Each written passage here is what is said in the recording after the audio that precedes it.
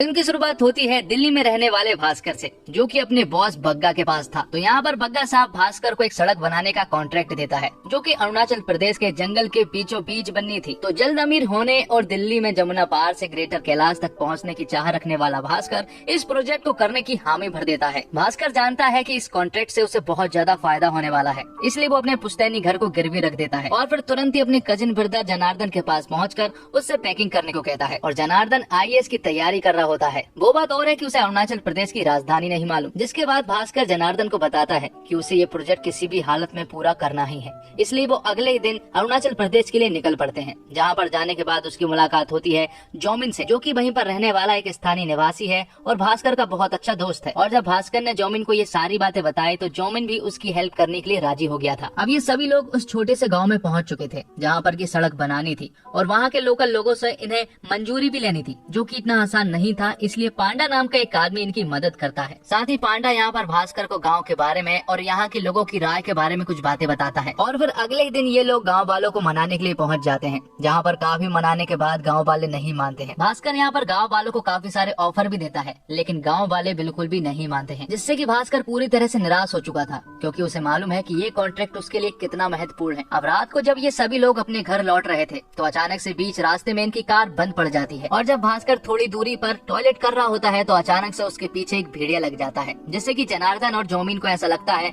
कि भास्कर मजाक कर रहा है। लेकिन बाद में उन्हें पता चलता है कि भास्कर मजाक नहीं कर रहा है, दरअसल उसके पीछे सचमुच ही एक भेड़िया लग गया है। इसलिए वो लोग भी उसके पीछे जाते हैं। लेकिन आखिर में हम देखते हैं कि वो भेड़िया भास्कर के पिछवाड़े में काट लेता है, जिसके बाद जनार्दन और जोमिन किसी तरह से उस भेड़िया को भगाते हैं। लेकिन अब प्रॉब्लम ये है कि वो लोग भास्कर को डॉक्टर के पास नहीं ले जा सकते, क्योंकि अगर उन लोगों ने भास्कर को डॉक्टर के पास लेकर गए तो गाँव में अफवाह फैल जाएगी कि विषाणु वापस आ गया है। दरअसल विषाणु एक भेड़िया ही है, लेकिन गाँव वालों ने उस भेड़िए को विषाणु नाम दिया है, जो कि लंबे समय के अंतराल पर गांव में वापस आता है। अब उनके पास कोई और रास्ता ना होने के कारण यहाँ पर जोमिन भास्कर को डॉक्टर अनीका के पास ले जा लेता है। और डॉक्टर अनीका जानवरों की एक डॉक्टर है, इसलिए ना चाहते हुए भी डॉक्टर अनीका को भास्कर का इलाज करना ही पड़ता है। लेकिन जब वो उसके पिछवाड़े का घाव देखते हैं तो वो तीनों ही शॉक्ड रह जाते हैं, क्योंकि वो घाव बहुत ज्यादा गहरा था और उन्हें ऐसा लग रहा था कि भास्कर अब चलने तो क्या बैठने के लायक भी नहीं रहेगा। तब अनीका भास्कर को एक पेन किलर का इंजेक्शन लगाती है। साथ ही वो जनार्दन और जोमिन से कहती है कि उसने इंजेक्शन तो लगा दिया है, पर उसे ऐसा लग नहीं रहा है कि उसका घाव ठीक होगा, क्योंकि उसका घाव काफी गहरा है। अब अगले सीन में सुबह सुबह हम देखते हैं कि भास्कर जब सो रहा होता है तो अचानक से उसे किसी की स्मेल आने लगती है। साथ ही उसके कान के पास एक मक्खी बार बार घूम रही थी, जिसे वो एक झटके में ही पकड़ लेता है। और फिर उठने के बाद उसे एक ऐसी भूख लगती है कि वो जानवरों की तरह खाने लगता है। और इस तरह से उसे खाता हुआ देखकर जनार्दन पूरी तरह से शॉक्ड रह जाता है। और जब वो फ्रेश होने के लिए टॉयलेट में जाता है तो वो देखता है कि उसकी बॉडी बन गई है, साथ ही उसके दांत नुकीले हो गए हैं और उसे अभी भी किसी चीज की स्मेल आ रही है। अब गांव वालों को मनाने के लिए वो लोग फिर से गांव में जाने लगते हैं, जहां पर रास्ते में एक जगह पर भास्कर रुक जाता है। और जनार्दन और जोमिन के पूछने पर भास्कर उन्हें बताता है कि घर में जिस चीज की स्मेल आ रही थी वो इसी की आ रही थी, और ये एक सड़ा हुआ खरगोश था, जो कि इनके घर से काफी दूरी पर था। इसके बावजूद भास्कर ने उसे स्मेल कर लिया था, मतलब कहीं न कहीं भास्कर के अंदर भेड़िए की पावर्स आना शुरू हो गई थी। और साथ ही उसके पिछवाड़े पर जो घाव था वो भी बिल्कुल ठीक हो गया था। अब ये सभी लोग गाँव में निकलते हैं, जहाँ पर गाँव के लोग तो नहीं मान रहे थे, इसलिए वो लोग यहाँ के युवाओं से बात करते हैं और उन्हें सारी बातें समझाते हैं, जिसके बदले में वो सभी लोग भास्कर की बातों से सेटिस्फाइड हो जाते हैं। लेकिन तभी अचानक से भास्कर को कुछ होने लगता है और उसे बहुत दूर दूर तक की आवाजें सुनाई देने लगती है। कोई धीरे से भी बात कर रहा होता है तो भास्कर को उनकी सारी बातें सुनाई दे रही थी। भास्कर को रात से ही बिल्कुल भी ठीक नहीं लग रहा था, और जब ये बात वो पांडा को बताता है तो पांडा गाँव के एक ओझा के पास ले जाता है। दरअसल में ओझा एक बाबा होते हैं, जो की गाँव के लोगों की तंत्र मंत्र से बाधाओं को दूर करते हैं। और जब वो लोग भास्कर को उस ओझा के पास लेकर जाते हैं तो वो ओझा भास्कर के सर को एक पानी के ड्रम में डाल देते हैं, जिससे कि भास्कर को उस पानी के ड्रम में उसे भेड़िया दिखाई देता है। और उसे देखकर भास्कर पूरी तरह से डर गया था। तो वो यहाँ पर ओझा से बिना कोई इलाज करवाए डायरेक्ट अनीका के पास पहुँचता है और भास्कर अनीका को ये सारी बातें बताता है, जिसके बदले में अनीका उससे कहती है कि शायद उसे रेबीज हुआ है, इसलिए वो उसे कुछ दवाएं भी देती है। साथ ही यहाँ पर अनीका भास्कर को आज रात के म्यूजिक फेस्टिवल में साथ चलने को कहती है, जिसके बदले में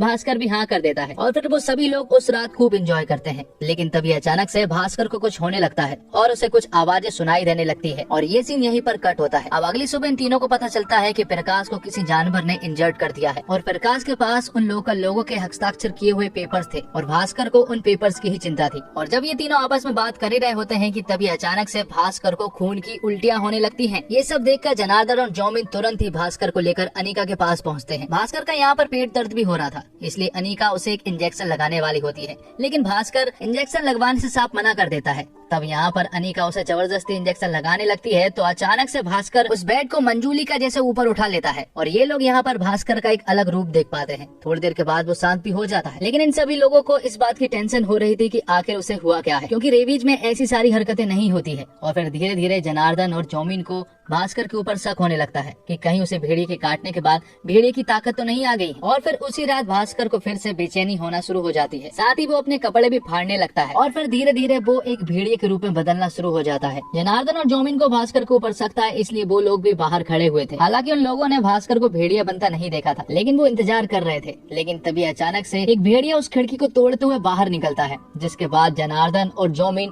उसका पीछा करने लगते हैं। पीछा करते करते वो एक ब्रिज के पास पहुँचते हैं, जहाँ पर उन्हें थोड़ी देर तक तो वो भेड़िया कहीं पर भी दिखाई नहीं देता, लेकिन अगले ही पल वो भेड़िया इनके ऊपर अटैक कर देता है। लेकिन तभी उन्हें ये पता चल जाता है कि भास्कर ही भेड़िया है, क्योंकि उस भेड़िया ने भास्कर की चड्डी पहनी हुई थी। लेकिन जनार्दन और जौमीन यहाँ पर किसी तरह से बच जाते हैं। अब अगली सुबह जब भास्कर की नींद खुलती है तो वो खुद के मुंह पर बहुत सारा खून लगा हुआ पाता है और साथ ही उसकी चड्डी में से एक सांप निकलता है। लेकिन भेड़िया होने के कारण वो सांप भास्कर का कुछ भी नहीं करता है। लेकिन जब वो अपनी इज्जत को जैसे तैसे बचाकर घर पहुंचता है तो वहाँ पर वो जनार्दन और जौमीन को देखता है, जो कि उसे बुरी तरह से घूर रहे थे। साथ ही वो लोग यहाँ पर उस चड्डी को भी देख पाते हैं जो कि उस भेड़िए ने पहनी थी, और उस चड्डी के पीछे एक बड़ा सा छेद भी था जिसमें से उस भेड़िए की पूंछ निकली थी, जिससे कि यहाँ पर सभी को पता चल जाता है कि भास्कर ही भेड़िया है। तो भास्कर भी उन सभी को बता देता है कि रात होते ही उसके अंदर कुछ अचानक से बदलाव होने लगते हैं। उसके दांत बड़े हो जाते हैं, नाखून बड़े हो जाते हैं और बदबू सुगंध में बदल जाती है और सुगंध बदबू में। तो भास्कर को भी अब ये बात पता चल चुकी थी कि हर रात वो भेड़िया बनता है। लेकिन प्रॉब्लम ये है कि भास्कर जब सुबह उठा था और उसके मुंह पर जो खून था वो आखिर किसका था। तो इन्हें पता चलता है कि वो खून दरअसल में उस आदमी का था जो कि घूस लेकर इनकी सड़क बनवाने में हेल्प करने वाला था। और ये बात इन तीनों और अनीका के अलावा किसी को भी नहीं मालूम थी। और जब एक रात ये सभी लोग आपस में बात कर ही रहे होते हैं कि तभी अचानक से भास्कर को ये महसूस होता है कि उनकी बातें चोरी छुपे कोई सुन रहा है। इसलिए जब वो तुरंत ही उस आदमी के पास पहुँचते हैं तो उन्हें पता चलता है कि वो आदमी कोई और नहीं बल्कि पांडा भाई है। और वो भास्कर के भेड़िए वाले रूप को देखकर पूरी तरह से डर गया था। लेकिन इसके इलाज के लिए वो भास्कर से कहता है कि इसका इलाज सिर्फ ओझा के पास ही मिल सकता है, पर वो कभी कभी ही घर मिलते हैं, कभी कभी तो वो 3 महीने में एक बार मिलते हैं। तो अब इनको किसी भी तरह से भास्कर को कंट्रोल करना था, भास्कर को जिंदा रखना था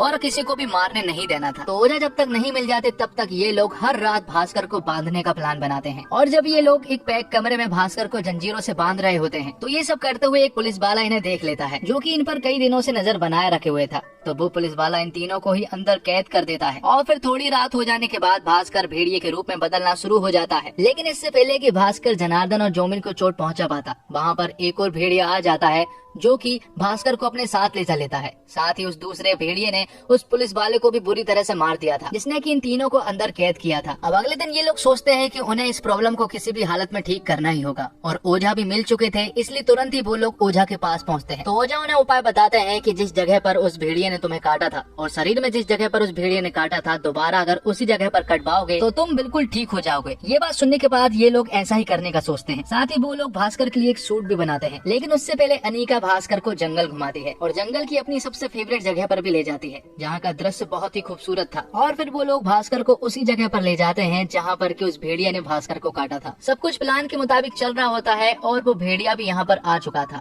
लेकिन तभी अचानक से यहाँ पर पुलिस वाले और लोकल रेबल्स यहाँ पर पहुँच जाते हैं और वो आते ही उस भेड़िए को शूट करने लगते हैं, जिससे कि वो भेड़िया इंजर्ड हो जाता है, जिसके पीछे पीछे भास्कर भी जाता है। और जब वो उसके पीछे जाता है तो यहाँ पर भास्कर को पता चलता है कि वो इंजर्ड भेड़िया कोई और नहीं बल्कि अनीका है। अनीका यहाँ पर भास्कर को बताती है कि वो 100 सालों से इस जंगल की रक्षा कर रही है और जो भी इस जंगल को मिटाने की कोशिश करेगा वो उसे मिटा देगी। और भास्कर को जो उसने काटा था वो काटा नहीं था, दरअसल अनीका तो उसे मारना चाहती थी, क्योंकि भास्कर जंगलों के बीच से सड़क बनाने वाला था। और उन लोगों को भी इसलिए मारा गया क्योंकि वो सारे लोग जंगलों को हानि पहुंचा रहे थे और सड़क बनवाने के पक्ष में थे। अनीका भास्कर को बाद में भी मार सकती थी, लेकिन अनीका चाहती थी कि भास्कर इस जंगल को समझे और समझने के बाद मेरी तरह इस जंगल की रक्षा करे। अनीका को तो ये भी नहीं मालूम था कि उसके काटने पर भास्कर के पास ये सारी पावर्स आ जाएगी। इतना बोलकर अनीका वहाँ से चली जाती है और उसके वहाँ से जाते से ही पुलिस वाले उसे शूट करके अपने साथ ले जा लेते हैं। तभी भास्कर को इस बात का एहसास होता है कि उसे ऐसा लग रहा था कि वो हीरो है, लेकिन उसे अब पता चल रहा है कि हीरो दरअसल में वो नहीं बल्कि वो भेड़िया है जो कि उसके अंदर है और वो उस जंगल की रक्षा कर रहा है जिसे कि लोग बर्बाद करना चाहते हैं। अनीका की वो सारी बातें सुनने के बाद भास्कर की आंखें खुल चुकी थी और वो तुरंत ही अनिका को बचाने के लिए पुलिस के अड्डे पर पहुंच जाता है, जहां पर एक तगड़ी फाइट होती है जिसमें कि भेड़िया यानी कि भास्कर उन पुलिस वालों के साथ साथ रेबल्स को भी मार देता है। लेकिन आखिर में एक पुलिस वाला अनिका को गोली मार देता है, जिससे कि अनिका पूरी तरह से इंजर्ड हो जाती है। अब धीरे धीरे अनिका की हालत बहुत ज्यादा बिगड़ने लगी थी, इसलिए भास्कर अनिका को उसकी फेवरेट जगह पर ले जाता है, जहाँ पर अनिका अपनी बची कुची आखिरी सांसें लेती है और फिर उस पहाड़ी से नीचे गिर जाती है। और ये सीन यहीं पर कट होता है। ये सारी चीजें हो जाने के बाद भास्कर गाँव वालों के सामने आता है और गाँव वालों से कहता है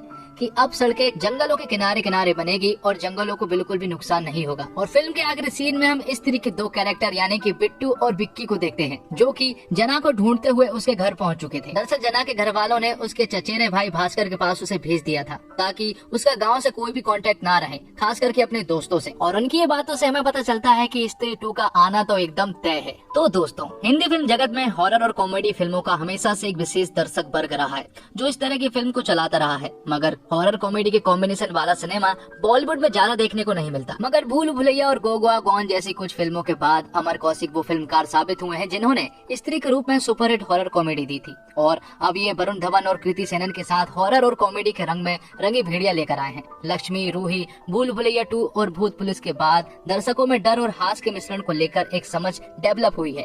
उसी को ध्यान में रखते हुए अमर कौशिक अपनी फिल्म की कहानी बुनते हैं और मानना पड़ेगा कि वे निराश नहीं करते हैं। वरुण के इंसान से भेड़िया का रूपांतरण प्रभावी है। निर्देशक इसे अरुणाचल के जंगल से जोड़ने में कामयाब रहे हैं। फिल्म के VFX के अलावा इसकी सिनेमेटोग्राफी भी इसका मजबूत पहलू है। फिल्म में कॉमेडी और हॉरर के साथ सामाजिक सरोकार के मुद्दे भी हैं, जैसे प्रगति के नाम पर प्रकृति का नाश, उत्तर पूर्व के लोगों के साथ होने वाले भेदभाव, अरुणाचल को देश का हिस्सा ना समझना आदि चीजें दिखाई गई हैं। लेखक नीरन भट्ट के आज के जमाने में नेचर की किसको पड़ी है, हमारे लिए बालकनी में रखा गमला ही नेचर है। कोई बात नहीं भाई, तेरे लिए जो मर्डर है उनके लिए वो डिनर है जैसे डायलॉग, या फिर शहनाज गिल का जगत प्रसिद्ध डायलॉग तो मैं क्या करूँ मर जाऊँ, मेरी कोई फीलिंग्स नहीं है वाले डायलॉग्स आपको हंसाते हैं। फिल्म का संगीत सचिन जिगर ने दिया है, जबकि गीत अमिताभ भट्टाचार्य द्वारा लिखे गए हैं, जिसमें जंगल में कांड हो गया और बाकी सब ठीक ठाक है जैसे गाने अच्छे बन पड़े हैं। फिल्म में चड्डी पहन के फूल खिलाए जैसे गाने को भी बहुत ही हल्के फुल्के अंदाज में पिरोया गया है। तो फिल्म अच्छी है, कॉन्सेप्ट नया नहीं है, फिर भी इंटरटेनिंग है। बॉलीवुड में ऐसी फिल्मों का पन्ना चलन नहीं था,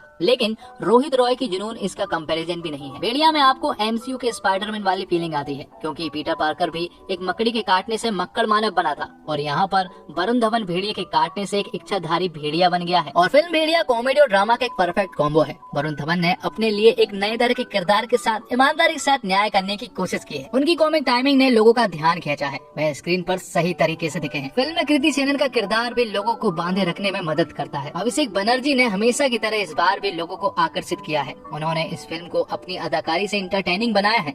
स्क्रिप्ट राइटर्स ने अच्छा काम किया है और फिल्म में बेहतरीन वन लाइनर्स और पंच लाइन्स डाले हैं, जो आपको हंसने का पूरा मौका देते हैं। फिल्म में अरुणाचल की खूबसूरती देखने को मिलती है और फिल्म के 3D होने पर प्रकृति को फील करने का पूरा मौका मिलता है। फिल्म में इस्तेमाल किए गए VFX भी लोगों का ध्यान खींचते हैं। वरुण धवन को इंसान से भेड़िया में बदलने का काम काफी अच्छी तरीके से किया गया है और अभिनय के मामले में भी सभी ने बहुत ही अच्छा काम किया है। वरुण भास्कर और भेड़िया दोनों ही रूप में हास्य और हॉरर का संतुलन बनाने में कामयाब रहते हैं। उनके किरदार के ओवर द टॉप जाने की पूरी संभावना थी, मगर उन्होंने अपने किरदार को जरा भी नाटकीय नहीं होने दिया। बदलापुर, सुई धागा और अक्टूबर जैसी फिल्मों के बाद इस फिल्म में वरुण अभिनेता के रूप में कुछ पायदान और चढ़ जाते हैं। कृति सेनन अपने अलग रोल और लुक में जचती हैं। फिल्म में उनकी भूमिका काफी अहम है। अभिषेक बनर्जी और दीपक डोबरियाल को फिल्म में अच्छा खासा स्क्रीन स्पेस मिला है और दोनों ही कलाकारों ने अपने अभिनय के दम पर कॉमेडी की खुराक को पूरा किया है। अभिषेक की कॉमिक टाइमिंग अच्छी है। जोमिन के रूप में पालिन कवाक मासूम और भले लगते हैं और कॉमेडी में खूब साथ देते हैं। फिल्म के अंत में स्त्री से कनेक्शन भी दिखाया गया है और भेड़िया को लिखा है नीरन भट्ट ने। वो बाला और तारक मेहता का उल्टा चश्मा जैसे प्रोजेक्ट्स पर काम कर चुके हैं। कॉमेडी पर उनकी कमांड काफी मजबूत है। उनका नमूना आपको यहाँ भी पूरी फिल्म में दिखेगा। डायरेक्टर की बात करें तो अमर कौशिक के डायरेक्शन की 2018 में स्त्री को उन्होंने ही डायरेक्ट किया था। कागज से स्क्रीन पर लाने में अमर कहानी की इंटरटेनमेंट वैल्यू को फीका नहीं पड़ने देते। नीरन की रची छोटी सी दुनिया को इस कदर पेश किया गया है कि फिल्म देखते वक्त उसके बाहर की दुनिया पर ध्यान नहीं जाता। 2 घंटे 36 मिनट के रन टाइम के दौरान कुछ चीजें भले ही खटके, लेकिन वो ऐसी नहीं कि फिल्म को खारिज कर दिया जाए। तो फिल्म का फर्स्ट हाफ में कॉमेडी और सेकंड हाफ में एक्शन है। फिल्म का फर्स्ट हाफ एवरेज है और कॉमेडी ज्यादा है। वहीं फिल्म के दूसरे हाफ में एक्शन है। वहीं फिल्म कई जगह पर स्लो नजर आती है और कुछ सीन्स को देखकर ऐसा लगता है कि इनकी जरूरत ही नहीं थी। लेकिन भेड़िया बना भास्कर और अभिषेक की कॉमेडी आपको बतौर दर्शक बांधे रखने में कामयाब दिखती है। फिल्म के निर्देशक अमर कौशिक है और एक बार फिर उन्होंने बखूबी काम किया है। अमर को हॉरर और कॉमेडी मिक्स करके ट्रिक बखूबी आती है, जो बिल्कुल भी आसान काम नहीं है।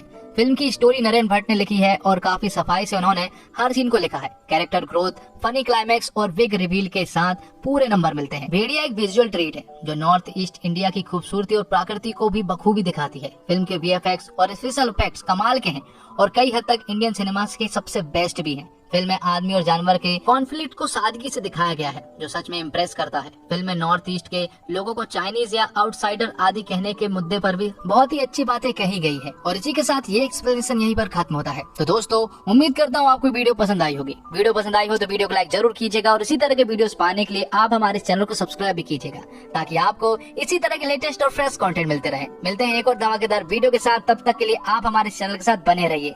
धन्यवाद। जय हिंद, जय भारत, जय श्री राम।